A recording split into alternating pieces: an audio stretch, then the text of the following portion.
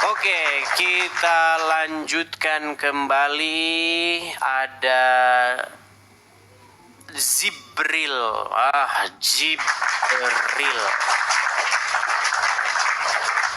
Ya, Jibril, selamat malam. Halo Jibril. Ya, selamat malam. Ya, silakan Jibril, nyalakan kamera. Ya, sudah menyimak Jibril atau baru saja datang? Baru aja. Oke, Jibril, tahu kejadian yang lagi viral sekarang ya? Apa tuh? Masalah umat Islam merusak satu tempat di mana di sini salibnya diturunkan, dibanting-banting, dihancurkan, dipecahkan, dipatahkan. Tahu berita itu? Ya, denger aja. Oke, pertanyaan saya begini. Kamu sebagai muslim setuju nggak dengan perbuatan itu?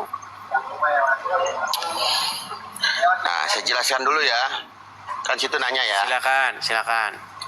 Nah, jadi gini, saya orang hukum juga ngerti. Jadi gini, izinnya apa? Diawali dengan izinnya apa? Izinnya rumah apa tempat ibadah? Kalau izinnya rumah dijadikan tempat ibadah, itu salah. Ya, tapi kalau memang sudah ada izinnya ibadah, berarti yang merusak salah. Nah, poinnya di mana? Kita harus tahu konteks kejadiannya, kronologisnya seperti apa di TKP. Panjangnya. Ya. Oke, jadi Ya, Anda betul. setuju atau tidak? Anda Ya setuju tergantung atau tidak? izinnya.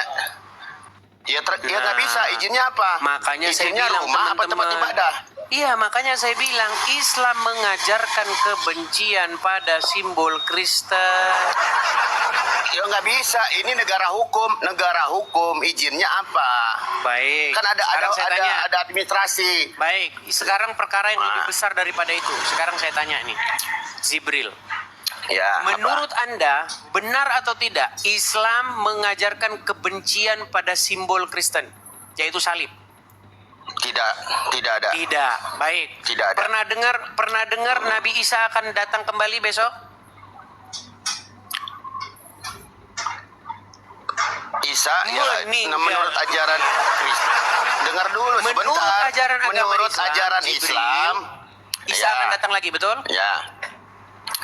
Menurut Al-Quran, ya, saya jawab nih. Menurut Al-Quran, Mulai gangsingan. tadi kan Menurut nanya. ajaran Kan agama nanya. Islam, benarkah Isa akan datang kembali? Ya kan harus penjelasan itu harus diuraikan, bukan iya dan tidak. Itu pertanyaan nggak jelas. Sebelum Harusnya diuraikan, saya mau dijabarkan. tanya dulu, benarkah Isa akan datang kembali? Ya kalau sepenggal doang nanti orang mengertinya beda. Mulai, sudah saya bilang Betul teman-teman. nggak? Ketika Islam membuka mulutnya menjelaskan agamanya, maka disitulah mulutnya akan berdusta tanpa henti-henti. Bukan. Kita harus menjelaskan Pertanyaan saya penjabaran. sederhana, Jibril. Pertanyaan saya, apakah Isa akan datang? Betul. Mengapain dia? Ada tugas karena Ngapain? di Islam Yesus itu kan nabi.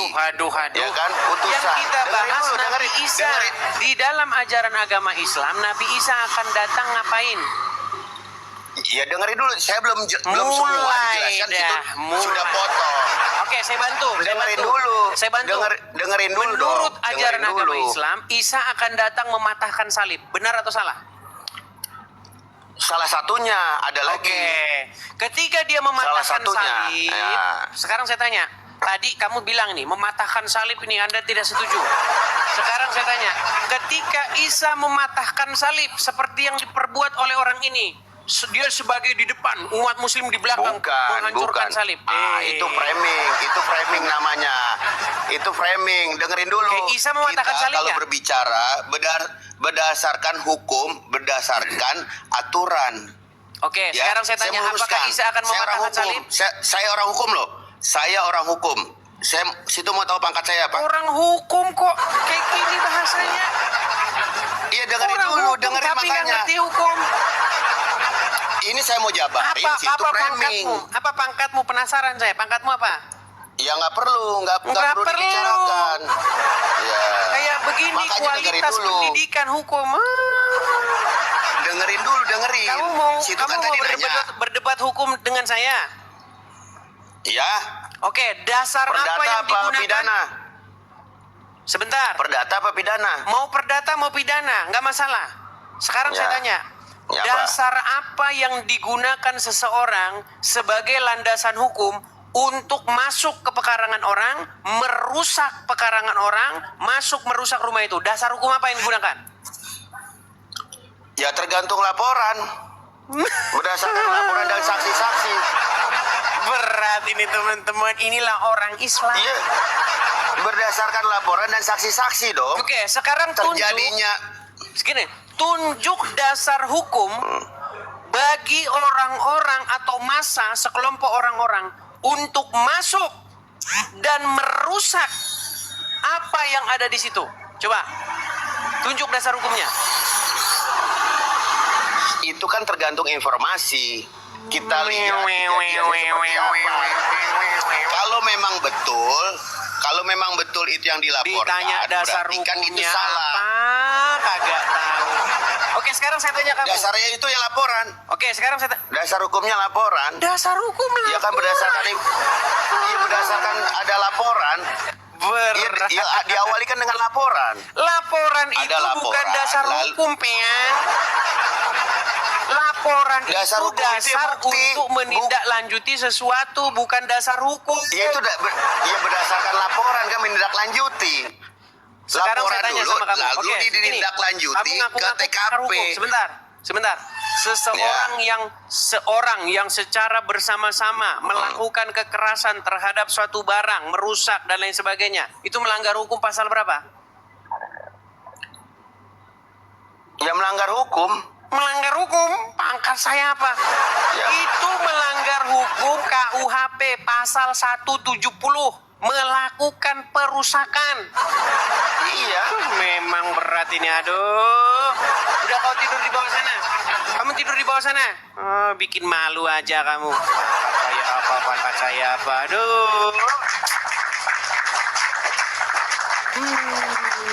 Sungguh nekat yang nyata. Yuk, silakan yuk, Muslim yang lain. Saya nggak mau membuat malu orang-orang Islam yang nonton. Tahu nggak teman-teman, yang mengkritik saya setelah saya siaran ini, teman-teman, banyak sekali. Datang ke sini ngomong, kamu kok beraninya sama orang-orang Islam awam?